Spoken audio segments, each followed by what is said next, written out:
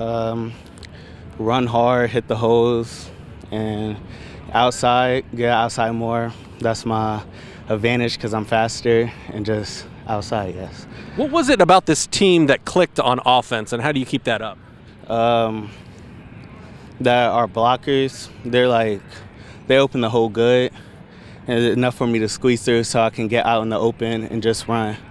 Homestead, obviously a good football team. What's the focus in practice this week to get ready for the Spartans? Just run hard, pay attention, listen to the coaches, work hard, and try my best. This is an SAC championship type of game early in the season. How excited are you guys to go up against this team, and what is kind of like the atmosphere surrounding this team as you get ready for a really big game early in the season? We're the underdog, so it's like a lot of pressure on us, but it's basically good for us because they don't know what we can do. We can come out, get ahead, and beat them, but they never know because they seem as us the underdogs. But we got a lot to us, and I think we can beat them. Final question from me. What are you most looking forward to about Friday night playing the Spartans here? Just the competition. They a good team, and just bring competition to us.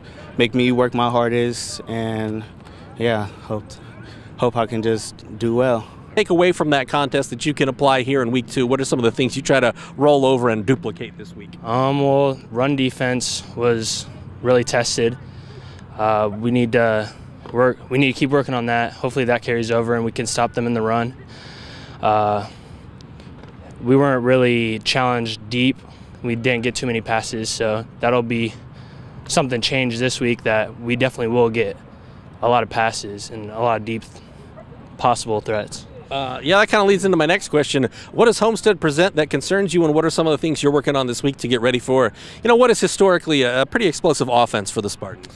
Well, they have the 2 quarterbacks, so we'll have to recognize which one's out there and which one has a threat and running and which one's throwing.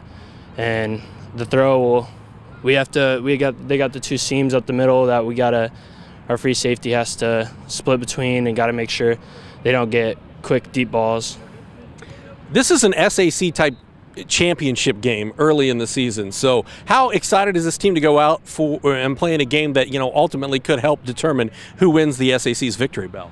Well, it's nice that we play them early, and probably one of the better teams, definitely one of the better teams in the SAC. So I think last year it should have been a lot better game, just a lot of mental mistakes and mistakes that shouldn't have been made, but it was just the second week. So hopefully this week we don't make those mistakes and we improve, play a lot better.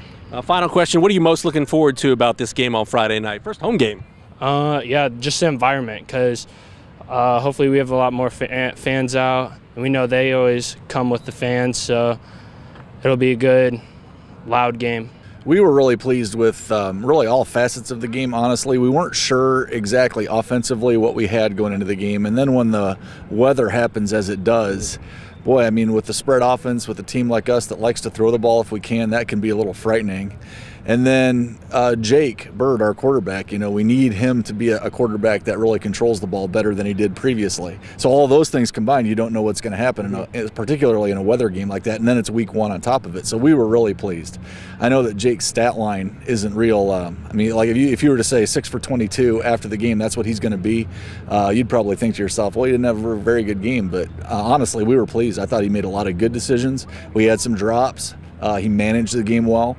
So offensively, very pleased. Our 2 sophomore running backs ran the ball well. And our offensive line blocked well. We controlled the line of scrimmage. And defensively, we just didn't allow them to sniff the whole game. And it's encouraging for sure. Now the stakes get a little higher and the competition probably gets a little fiercer this week, but we did what we had to do in week 1, so we were pleased. Yeah, you guys put up 42, Homestead put up 45 in week 1. What are your biggest concerns heading into this week defensively, stopping what is historically a pretty good offense out at Homestead?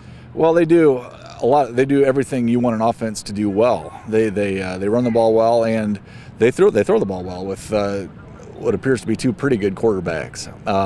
They just appear to be a fast team on film, a team that on defensively they fly to the football. They're really physical up front, and their linebackers are good football players.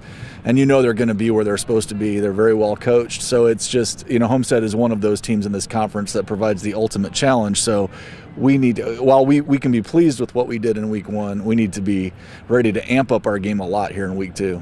When you take a look at the last few years, obviously the state championship season, and then last year, despite graduating a ton of seniors from the state championship squad, you guys still won 7 games, performed at a high level. It looks like that's the case again this year. How have you, we always talk about you're one of the smaller teams in the SAC, but how have you taken the program to a point where you are not only competing in games like the one we're going to see Friday night, but winning those games?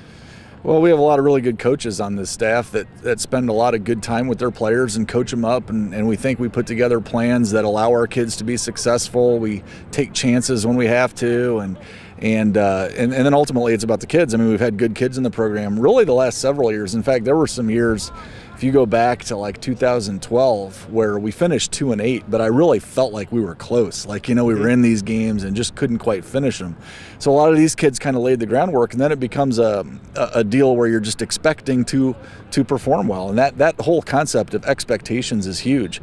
We take the field expecting to do well. Does that mean we're going to win the game? Not necessarily, but we're going to be in it, and we're going to play as hard as we can. And now we've got players that if they play as hard as they can, good things will happen. So a lot of credit goes to a lot of people that have elevated Concordia to where it is now. You look at this Friday's matchup, Homestead, Concordia. It's a game early in the season that could have an impact on who wins the SAC's victory bell. How palpable, I guess, is the excitement from this team, knowing that if they want to bring home a victory bell, this is the type of game that they have to win?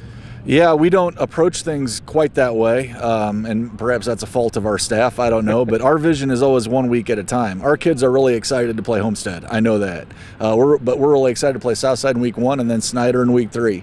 So we just really emphasize that mindset. It's this game and none other, and work to be a better defensive end or defensive tackle or quarterback, whatever the position may be. And it sounds trite, I know, but that's what we really work on, and then let the chips fall where they may at the end of the day. You're right. I mean, if we're the team we think we could be, this could be a big game in the conference standings, but my goodness, it's week 2. There's a ton of football left to be played, so I'll take a good effort. I'll take a good effort any day of the week. All right. Anything else you'd like to add, Coach? That's it. All right. Thanks.